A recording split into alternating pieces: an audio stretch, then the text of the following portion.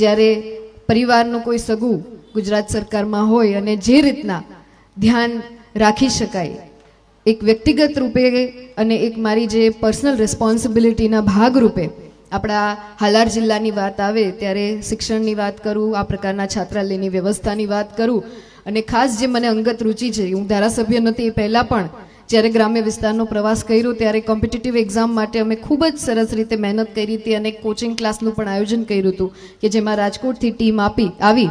અને બાળકોને વિનામૂલ્યે કોઈપણ જાતની ફી લીધા વગર એક પ્રકારની વ્યવસ્થામાં એ શોર્ટ સર્વિસ કમિશનનો કોર્सेस હોય, યુપીએસસી હોય, જીપીએસસી હોય કે ક્લાસ 1 ક્લાસ 2 હોય, પોલીસની કોઈ ભરતી આવતી હોય, એ પ્રકારના વાતાવરણમાં એમને લિખિતની જે પરીક્ષા છે એની તૈયારી કરાવી શકે. એટલે નજીકથી મને શિક્ષણ ક્ષેત્રે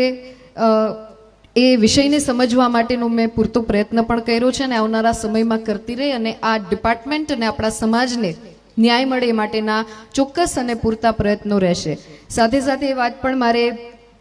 કહેવાની કે હું પોતે પણ એક મનોહરસિંહભાઈ સિવિલ સર્વિસીસની એસ્પિરન્ટ રહી ચૂકી છું. ખૂબ નજીકથી વિષય વસ્તુને અને બ્યુરોક્રેસીમાં આપણા સમાજનું કઈ રીતના પ્રતિનિધિત્વ વધે એ માટેના પ્રયત્નો વખતો વખતથી સંસ્થાના માધ્યમથી તો કરતા એવા છીએ. આપણને ખબર છે અશોકસિંહ બાપુ અહીં ઉપસ્થિત નથી, પણ ખૂબ સરસ વ્યવસ્થા ગાંધીનગરમાં આપણા સમાજ દ્વારા કરવામાં આવી.